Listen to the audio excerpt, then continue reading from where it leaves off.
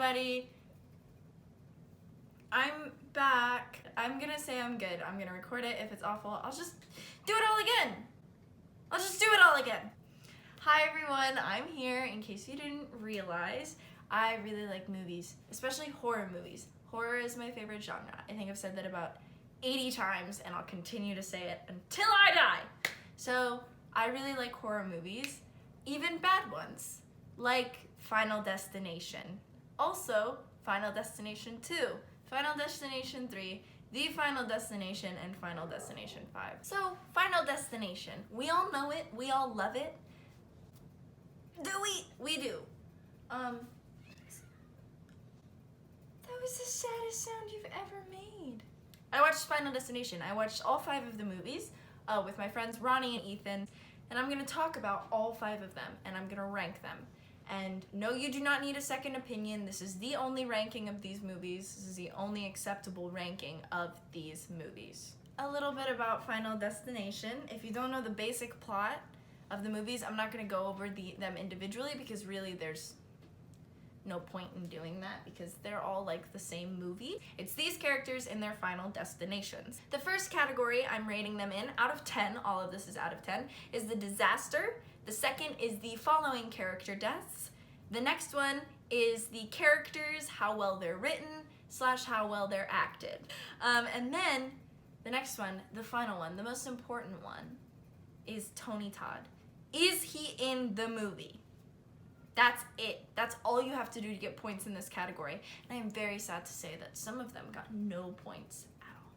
Don't know if you guys know who Tony Todd is. He's an actor. He was the Candyman in The Candyman. Without further ado, let's get started. We're not going in the order of my ranking. We're going in the order that they were released and not the chronological order. So starting off with the classic, the original Final Destination. It was made in 2000 and it was directed by James Wong, who will come back several times in the rest of the series.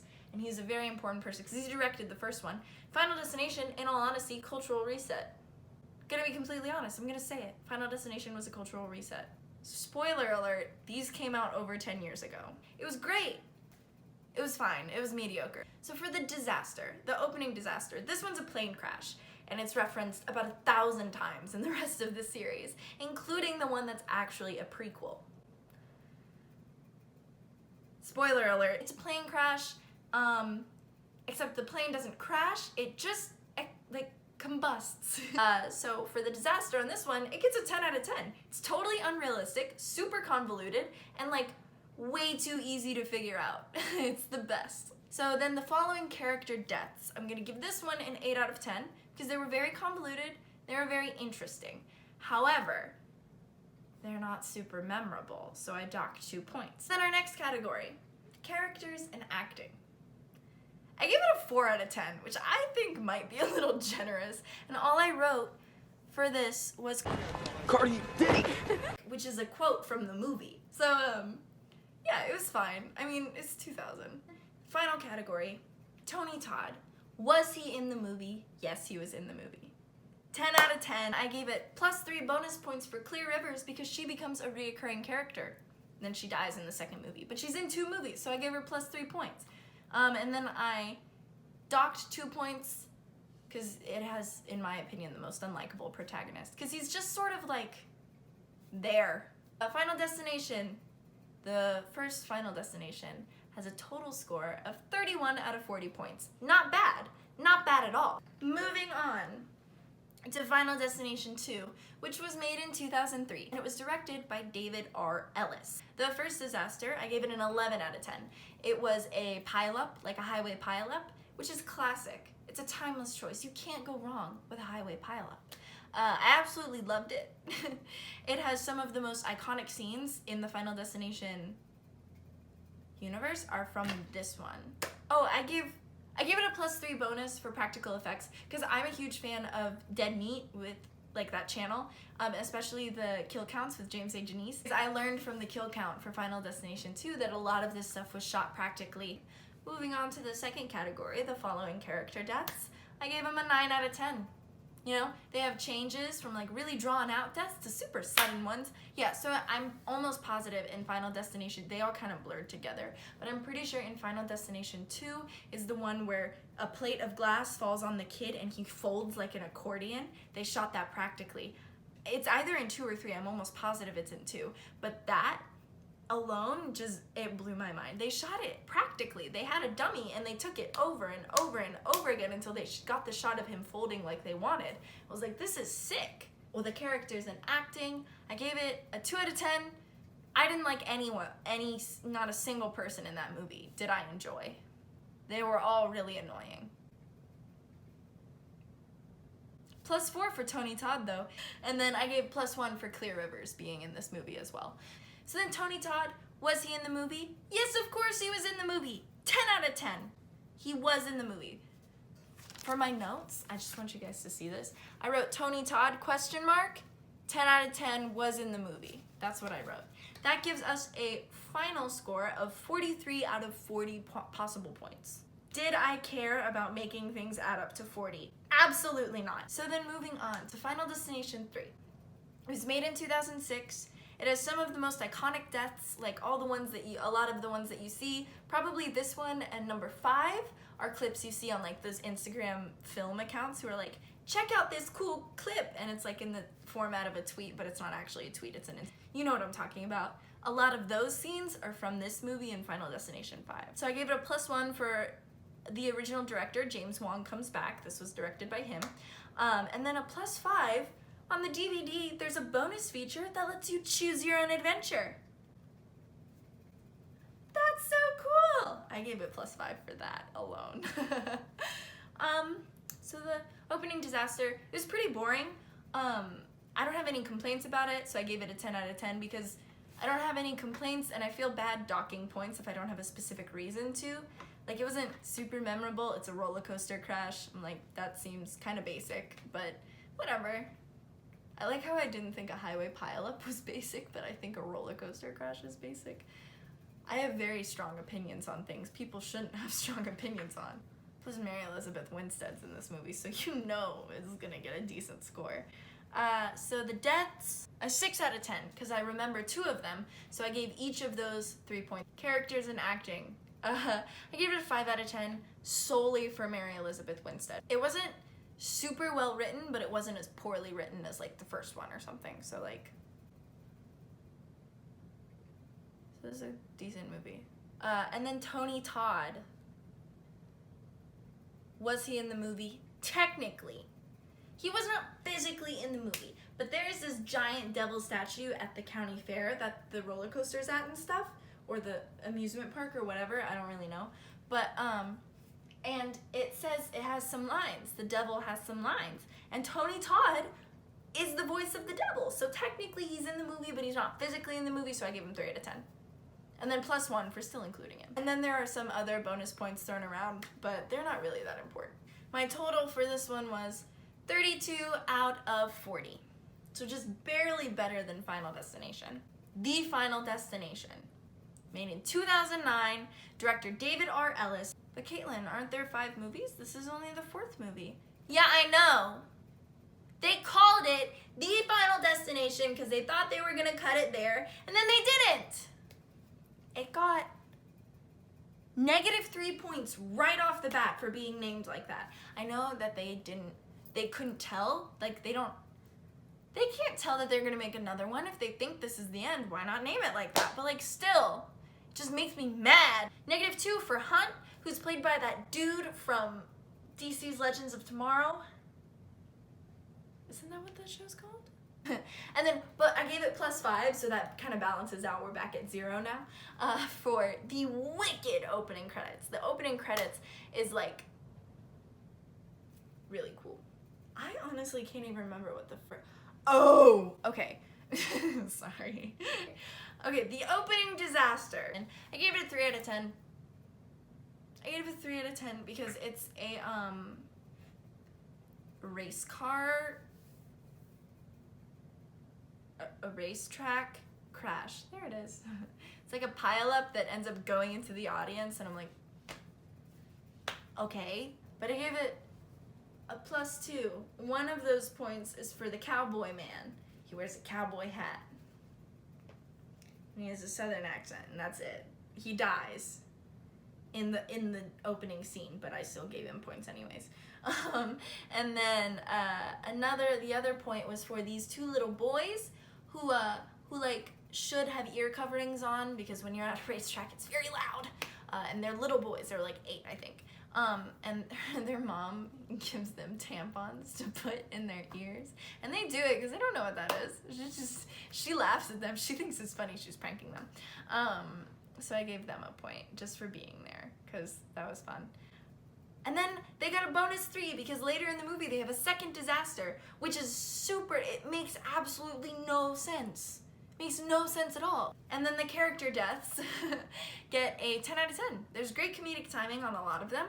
And then I got a -1 for Hunt, who's the dude from DC's Legends, CW DC's Legends. I got a -1 for his death being dumb, because basically he goes and he swims in a pool to find something, and it starts to drain, and his bottom gets caught on the drain, and his insides get sucked out through his butt. It's really dumb. And his bathing suit doesn't rip first, so like I don't know how it works. But anyways, and then I gave them a -2 for George's death. He's the only black character in the movie, and instead of getting a death worthy of a Final Destination movie, he gets hit by a bus. Next category, character acting. Characters and acting, -3 out of 10. They're all forgettable, except for Hunt, and Hunt's the worst, and George, and they're unlikable, except for George. That's it. And then I gave a +6 for George being a great character. He's likable, he's funny, he's got some cute charismatic moments. You want him to win. He should have been the protagonist because I wanted George to survive. I can't even remember who the protagonist of this movie is. So, and then there's a racist dude. His death was really cool because he was doing some racist stuff in George's lawn. He was like gonna burn a cross, which is like the stuff the KKK does. But he gets set on fire and dragged by his truck down the street, which was shot practically. The stuntman was actually on fire. So that's sick. But anyways, I gave him -2 because I hate racist people. And then Tony Todd. Was Tony Todd in this movie? No! That was loud. Tony Todd was not in this movie. Whack! Where is Tony Todd? This is the only movie that he's not in. And it's the worst. And it's the worst. It just goes to show Tony Todd needs to be in the movie or the movie's gonna be bad. Okay. So anyways, their total was 16 out of 40 points. Also, this is just my personal opinion. I do not know movies. I do not consider myself to be a film bro. I do not consider myself to be knowledgeable about movies. This is just my personal opinion. That's it. That's all this is, my personal opinion. So 16 out of 40 for them. Final Destination 5. Made in 2011, and it was directed by Stephen Quayle. Off the bat, -2 for being named like that. Again, it's not Final Destination 5's fault. It's not even the Final Destination's fault. It's no one's fault. I just hate how they're named. So the opening disaster, I gave it a 15 out of 10. I thought it was fantastic. The CGI sucked.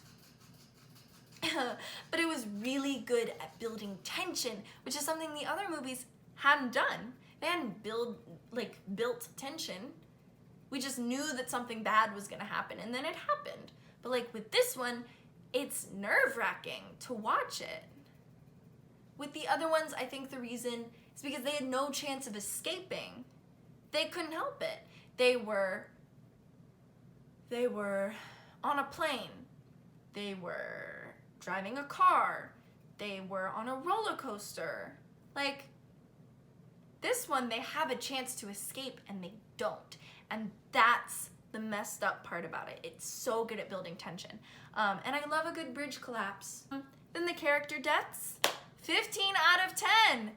15 out of 10, super convoluted, and again, building tension. This is the movie that has the gymnastics scene in it.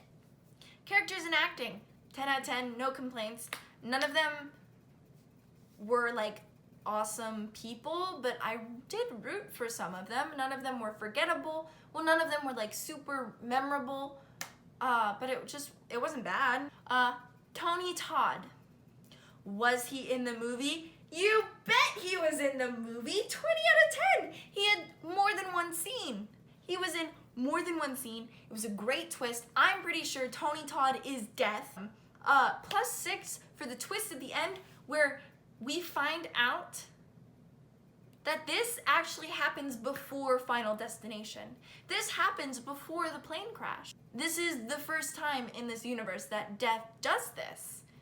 Which is why I was like, why didn't Tony Todd give them advice like he did in the first movie? It's because Tony Todd doesn't know what's gonna happen, baby. And then +4 for the pacing.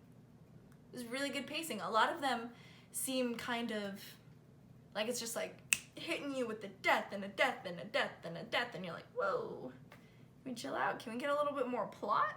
Can you give us a little bit more plot? So yeah. There it is. That one gets a 68 out of 40 possible points. I'm gonna talk about how Final Destination and Final Destination 5 connect. So because I just remembered, like I couldn't remember how exactly it all worked together, but I just remembered. So at the end of Final Destination 5, after they think they've survived, after they think they've made it through Death's List, they get on a plane to go where? France. Guess where the plane in Final Destination goes? France! Guess who's on the plane in Final Destination 5? The people from Final Destination! Oh my god. Oh my god, it was, okay. I feel kind of ridiculous how excited I got about it, but like, I had just invested like several weeks of my life into watching these movies. And to find out that it's like one big circle. You just watch them in order, and you keep watching them, and you keep watching them, and you don't stop freaking watching them. But like, it's crazy. It's cool. It's really cool. 68 out of 40 points. It's incredible. My final ranking of the entire Final Destination series. Number 1, Final Destination 5, the best Final Destination movie. That ended with 68 out of 40 points. Number 2, Final Destination 2, 43 out of 40 points. Number 3, Final Destination 3, 32 out of 40 points. And losing by a point for third place to Final Destination 3, Final Destination 31 out of 40 points. Last movie, the worst movie in my personal opinion, The Final Destination, 16 out of 40 points.